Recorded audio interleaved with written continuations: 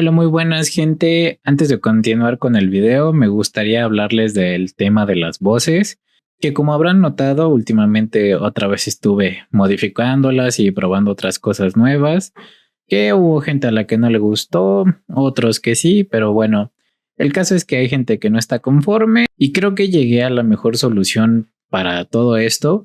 Porque si les soy sincero, ya llevo un rato queriendo probar estos programas nuevos que tienen voces más realistas, que suenan un poquito más humanas y demás, y que creo que le darían un buen toque a las historias, pero aún así yo entiendo a la gente que ya se acostumbró al formato actual y que no le gustaría que lo cambie. Entonces yo decidí que sería bueno crear un nuevo canal en el que voy a estar subiendo este tipo de contenido con voces más realistas, y también estoy pensando en este nuevo canal hacer lo que ya me habían pedido algunas personas, que es ir cambiando el tipo de voz dependiendo de si es hombre o mujer el protagonista. Entonces ya no se preocupen, tanto este canal como el secundario lo voy a dejar tal cual. Simplemente voy a hacer uno nuevo en el que voy a empezar a subir este tipo de contenido, y a toda la gente que esté interesada en voces un poquito más realistas, como la que había usado en un video que ya tiene un rato que subí, que es de unas personas que se pierden en una selva o algo así, ya no me acuerdo bien de la historia. No daré mi nombre ni la ciudad donde sucedió. Digamos que es un barrio antiguo y obrero en una ciudad. Entonces, bueno, pues están invitados a suscribirse si quieren.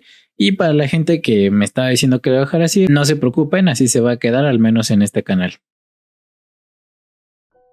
La luz que se filtraba a través de las paredes de lona color arena de la carpa tenía el color de la enfermedad. No hacía nada por mantener fuera el calor de Kandahar, que presionaba desde todos lados, una presencia paciente y curiosa que se colaba bajo mi uniforme para adueñarse de la piel. Mi equipo, llamado Ares 1, estaba sentado en temblorosas sillas plegables alrededor de una mesa de madera contrachapada. Éramos los hombres a los que llamaban cuando el mundo se torcía de una manera que la pólvora y la balística no podían explicar. Éramos fantasmas enviados a cazar a otros fantasmas. Frente a mí, al otro lado de la madera deformada de la mesa, estaba Elías Vance, a quien llamábamos Dicken, y pulía el ojo oscuro de su visor de observación con una calma estudiada y casi profana. A mi izquierda, el cabo Ramírez, apodado Rico, movía un palillo de un lado a otro de su boca. Su pierna marcaba un ritmo nervioso contra la tierra compacta y estéril, un corazón secreto y ansioso. Nuestro médico, el especialista Miller, un hombre conocido solo como Doc, garabateaba en una libreta con la punta de un lápiz. Dibujaba huesos y órganos como un cartógrafo mapearía un país extraño y roto, porque veía al mundo entero como algo que debía ser reparado. Y junto a la pantalla del proyector estaba el teniente, un muchacho llamado Guayase, recién salido de la academia, que se mantenía tan rígido que sabías que temía desmoronarse si se movía. El coronel Matthews separó la lona y entró en el calor. Era un hombre cuyo rostro estaba marcado por el sol y las malas guerras, y no creía en el cuidado de las palabras. Muy bien, presten atención. Una luz pálida y estéril floreció en la pantalla. Mostraba una geometría de barreras llenas de arena y carpas.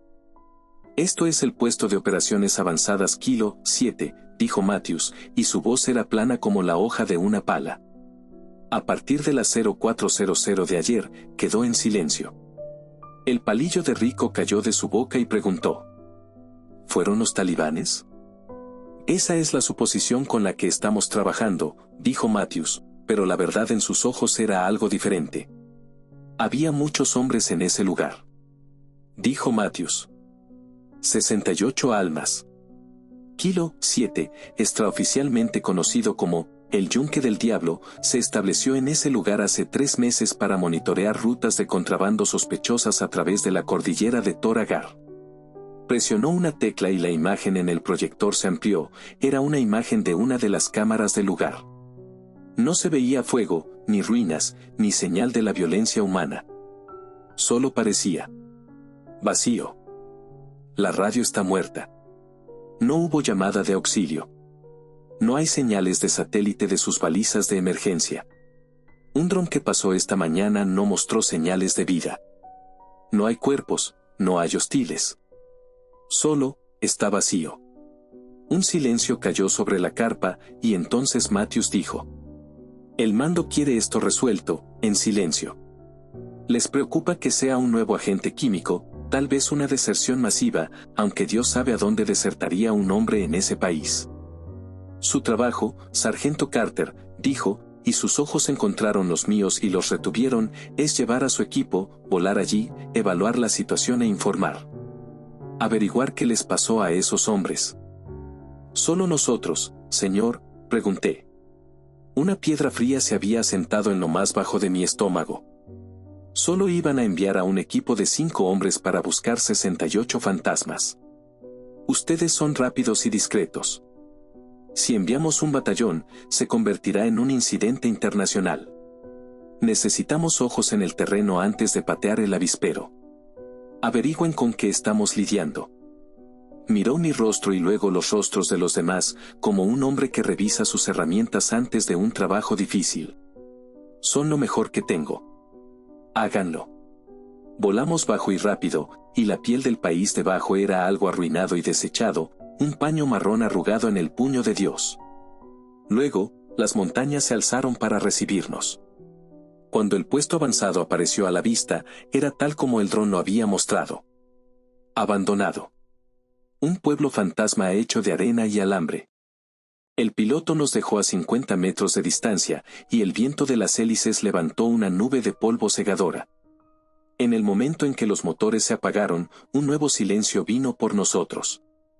No había generadores zumbando, ni voces de hombres a lo lejos, ni siquiera la pequeña vida de los insectos. Solo el llanto delgado y triste del viento al pasar por las espirales de alambre de púas, como un doliente pagado. Muy bien, Guayase. Tú vas primero, dije en aquel silencio. Rico, cubre nuestra retaguardia. Deacon, busca un punto alto. Doc, quédate conmigo. Nos movimos como si estuviéramos cazando, con nuestros rifles barriendo el aire muerto. La puerta del complejo estaba abierta como una boca que había olvidado cómo cerrarse. Dentro encontramos una guerra en miniatura.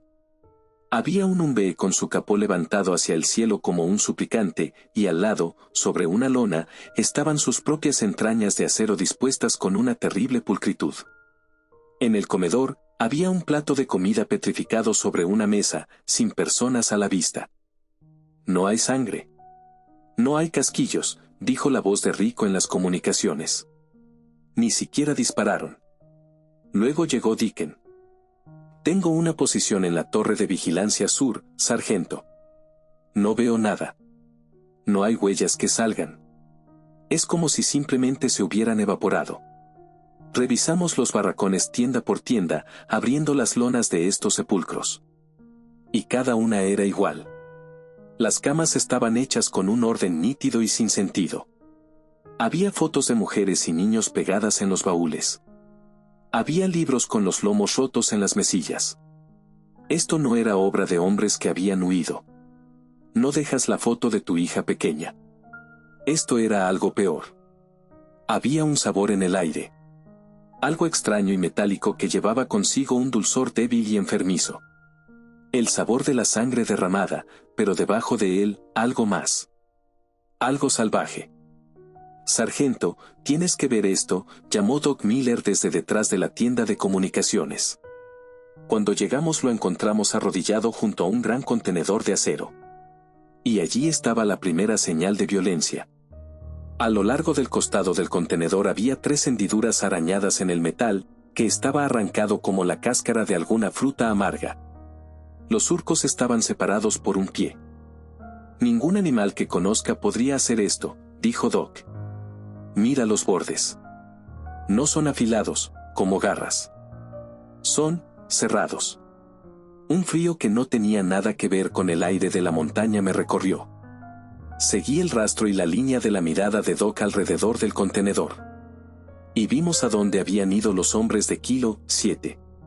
Estaban apilados en la larga sombra de una de las barreras del perímetro. Los 68, o las partes que quedaban. Los cuerpos estaban deshechos con un hambre que no conocía misericordia ni guerra. Extremidades arrancadas de sus articulaciones. Torsos abiertos como vainas de semillas y limpiados hasta el hueso. Estos hombres no habían sido asesinados. Habían sido masacrados. Habían sido devorados. Había visto lo que las bombas y las balas hacen con los cuerpos de los hombres, pero esto era un testimonio nuevo y más oscuro. Esto no era obra de ningún hombre. El Doc Miller se volteó y vomitó en la arena. Wayase se quedó como una estatua de incredulidad, con su rostro del color de la piedra. Incluso Rico estaba en silencio, con su mano como una garra blanca y tensa sobre la culata de su arma. «¿Qué, en el nombre de Dios?», dijo Wayase. Mis ojos siguieron un camino oscuro y coagulado en la arena que se alejaba de la carnicería. No conducía a la puerta. Conducía directamente a la roca escarpada de la montaña que se alzaba como un juez sobre todos nosotros. Y allí, en la sombra de una saliente, había una cueva. El olor era más fuerte allí. «Deacon, ¿ves esto?», mi propia voz sonó como la de un extraño. «Lo veo, sargento. La entrada de una cueva. Las marcas de arrastre conducen directamente a ella. Y la verdad de ello se asentó sobre mí. La respuesta no estaba en el puesto de avanzada. La respuesta estaba en ese agujero negro y expectante. Lo que fuera que hubiera hecho esto había salido de la montaña. Y se había llevado sus trofeos a casa. «No podemos entrar ahí», dijo Wayase. «Deberíamos informar. Llamar a un ataque aéreo. Nivelar toda la maldita montaña». Las órdenes del coronel eran evaluar, teniente, dije, y cada parte aterrorizada de mí clamaba por estar de acuerdo con el muchacho. Pero luego dije: «No sabemos con qué estamos lidiando. Si es un nuevo tipo de agente biológico, bombardearlo podría esparcirlo por kilómetros. Necesitamos información». «Tiene razón», dijo la voz de Deacon en la radio. Y así fue como decidimos entrar. Nos preparamos como si fuéramos a ir a una guerra, cambiando nuestros rifles por armas de corto alcance que serían muchas más efectivas. Tomé una escopeta y colgamos de nuestros cuerpos cada granada que llevábamos. Con Deacon como nuestro ancla en la entrada, nosotros 4 caminamos hacia la cueva. La oscuridad dentro era algo sólido, un muro de negro absoluto que bebía los haces de nuestras linternas y no devolvía nada. «Rico, tú vas primero», dije en el silencio. «Avanza despacio. Informa cada 10 metros». Cruzamos ese umbral, y el mundo del sol y la lógica quedó atrás. Entramos en una nueva provincia. El suelo de la cueva estaba resbaladizo por algún líquido oscuro que no deseaba nombrar. El pasaje era como una garganta estrecha, con su roca húmeda y fría al tacto. Nuestras luces dibujaban patrones frenéticos sobre las paredes. Después de 20 metros, el túnel se abrió y nos encontramos en un lugar que parecía una gran catedral muy antigua. Cuando iluminamos al frente, vimos algo que solo puedo describir como nidos. Estaban tejidos con restos de uniformes, espirales de alambre de púas y mechones de lo que solo podía ser cabello humano. Y esparcidos entre ellos, estaban los huesos de hombres, mordidos, astillados y rotos. «Jesucristo», susurró Wayase. Entonces, un sonido surgió de las profundidades y resonó en aquella gran oscuridad hueca. No era un gruñido ni un chillido. Era un chasquido húmedo y vibrante, como el sonido de 1000 mandíbulas trabajando al unísono. Venía de todas partes, de las grietas en la roca sobre nosotros. «Contacto», gritó Rico, pero no sabía hacia dónde apuntar su rifle. Y entonces aparecieron de las sombras. Parecían humanos. Pero eran más altos que un hombre, con extremidades demasiado largas que se doblaban en ángulos obscenos. Su piel era de color blanco pálido, estirada sobre los nudos duros de sus músculos y la protuberancia de sus huesos. Donde deberían haber tenido ojos, solo había un conjunto de carne arrugada y sin costuras. Sus mandíbulas se desencajaban para mostrar hileras de dientes como agujas en forma circular. Y se movían con la rapidez silenciosa y espasmódica de aves de caza, con sus garras cerradas arañando la piedra. El primero de ellos cayó del techo sin ningún sonido y aterrizó detrás del teniente Wayase. Antes de que la mente pudiera decirle al ojo lo que estaba viendo, un brazo de longitud imposible atravesó el pecho del teniente por la espalda, emergiendo de su esternón en una espina húmeda y reluciente. Él exhaló suavemente sangre, con sus ojos abiertos con una sorpresa final y condenatoria. La criatura retiró su brazo, y el teniente se desplomó sobre la piedra. En cuestión de segundos, nuestro mundo se redujo al sonido de disparos y gritos. Rico disparó su M249 y su estruendo fue una oración ciega y martillada en esa roca. Los disparos atravesaron su piel pálida, y la criatura lanzó un chillido que hacía rechinar los dientes en el cráneo. Retrocedió un paso, pero no cayó, y dos más salieron de la oscuridad para ocupar su lugar. Disparé mi escopeta y el rostro de la criatura más cercana se convirtió en un montón de carne destrozada. Pero no se detuvo. Avanzó, y disparé de nuevo, y su cabeza se convirtió en un evangelio húmedo de hueso y sangre que salpicó la pared de la caverna. «Están por todas partes», gritó Doc, y su M4 disparó en ráfagas rápidas que no sirvieron de nada. «Retirada», grité. Y todos giramos hacia la entrada para tratar de huir. Pero el camino por el que habíamos venido ahora estaba obstruido por ellos. Una nueva marea de criaturas brotaba de la garganta de la cueva. Estábamos atrapados. Una de ellas cayó sobre Rico cuando su arma se quedó sin balas. Él clavó el cañón de su arma en la boca de la criatura. Las mandíbulas de la criatura se cerraron sobre el cañón y doblaron el acero. Otra se le acercó por el costado, y sus garras abrieron su armadura y la carne debajo como si fuera tela. Emitió un sonido agudo de terror que fue cortado por el crujido de huesos, y vi sus piernas pateando el aire vacío mientras lo llevaban a la oscuridad. Rico cayó, se lo llevaron, grité en la radio. «Sargento, voy hacia ti», dijo la voz de Deacon. «Aguanta». Una criatura me golpeó desde un costado, y el golpe me hizo darme cuenta de la diferencia abrumadora de fuerza que había. El hedor de su aliento era algo caliente y sepulcral en mi rostro, y sus dientes raspaban y buscaban una manera de entrar en la visera de mi casco. Acerqué el cañón de mi escopeta al lugar donde estaría su garganta y envié mi último cartucho. El retroceso llegó a mi hombro, pero la cabeza del monstruo dejó de existir. Me aparté del cuerpo y desenfundé mi pistola. «Doc, corre hacia mí», dije. Lo vi entonces, a Doc Miller, arrodillado junto a los restos de Wallace. Era el médico del equipo, pero todo su conocimiento no servía de nada aquí. Solo miraba la carnicería, un cuerpo deshecho de una manera que no tenía salvación alguna. «Miller, muévete», grité. Él me miró, y su rostro estaba pálido. Dos de esas cosas lo alcanzaron, una por cada lado. No emitió ningún sonido mientras lo despedazaban. Y el sonido húmedo y desgarrador de un hombre deshecho es un sonido que se quedará en tu mente para siempre. Estaba solo. Era un hombre muerto en una cueva apestosa en el amargo fin del mundo. Entonces, hubo un disparo desde la entrada de la cueva.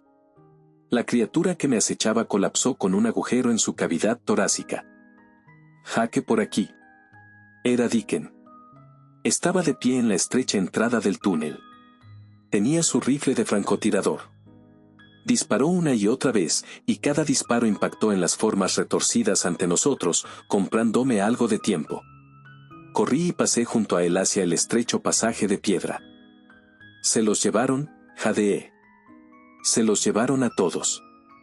«Lo sé», dijo, y su rostro era una piedra sombría mientras cargaba otro cartucho.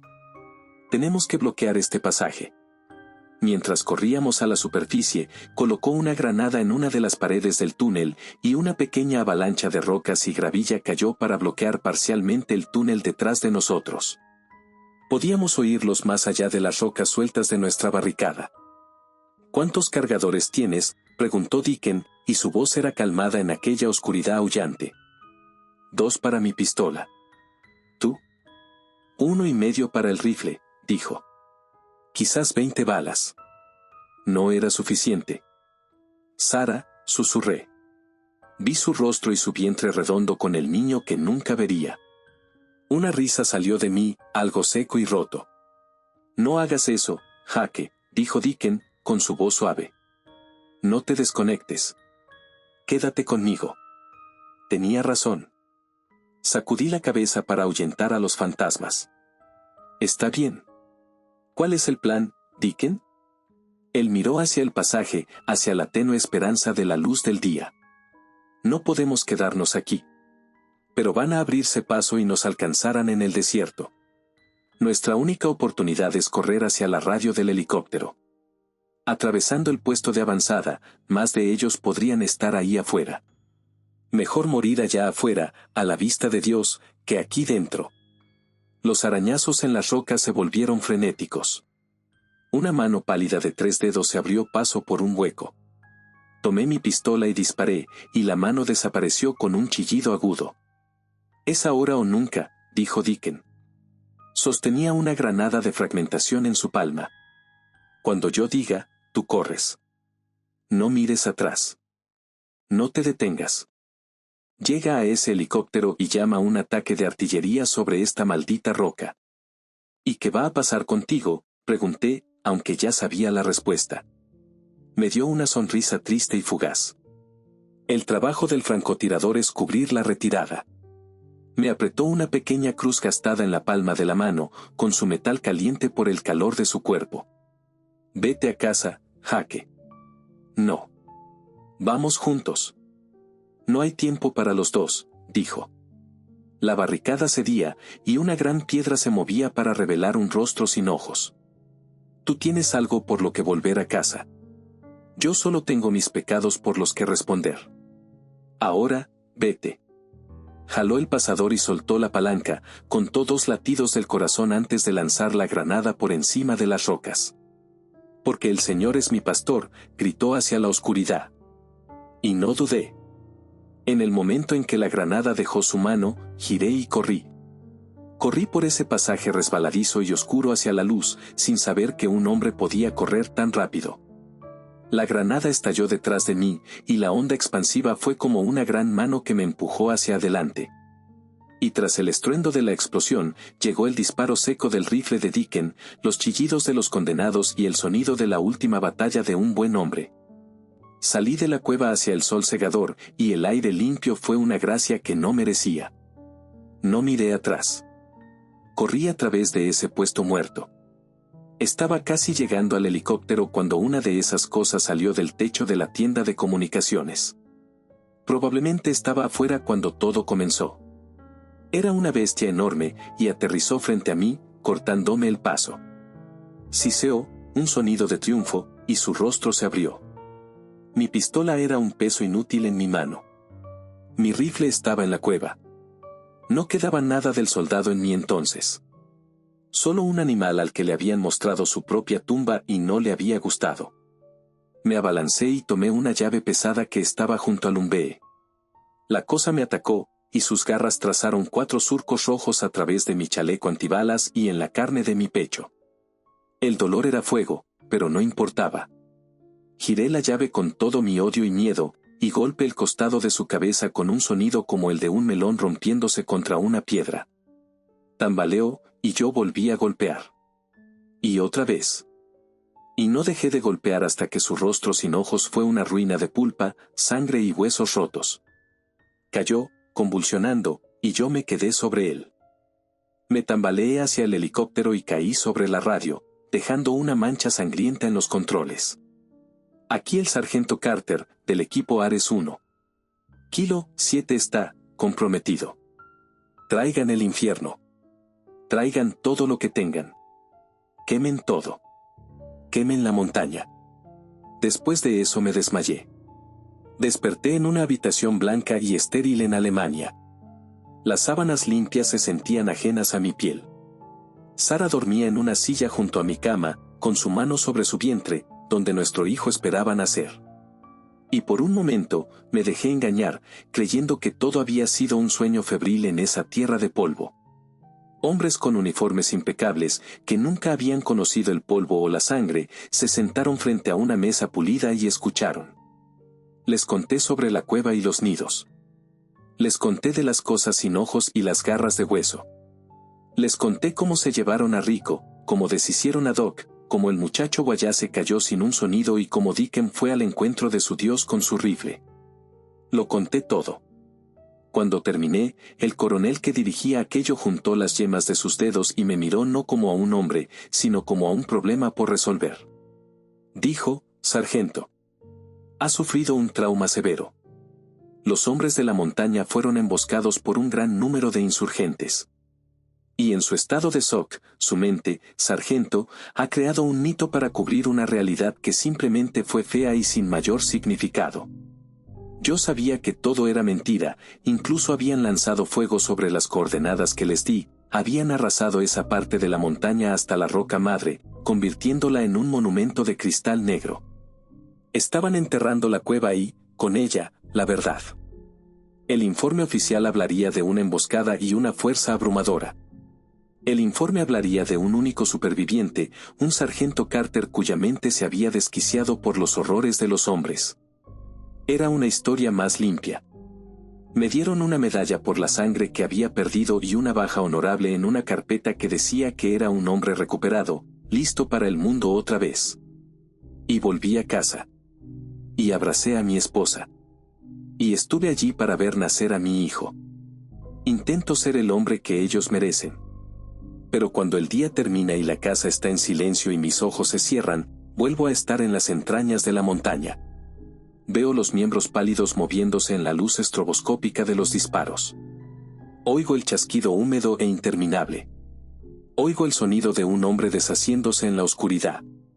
Y oigo la última oración de Dicken gritada en la negrura. Un hombre que sobrevive no es un hombre completo. Porque dejas pedazos de ti mismo en los lugares donde tus hermanos caen. Y una parte de mí sigue en esa cueva, enterrada bajo la roca volcada y el fuego, en la sombra del yunque del diablo. Hay noches en las que me quedo despierto, la casa está en silencio, y siento el gran peso de la oscuridad del mundo. Ellos pusieron su informe en un archivo. Enterraron la verdad bajo roca y mentiras.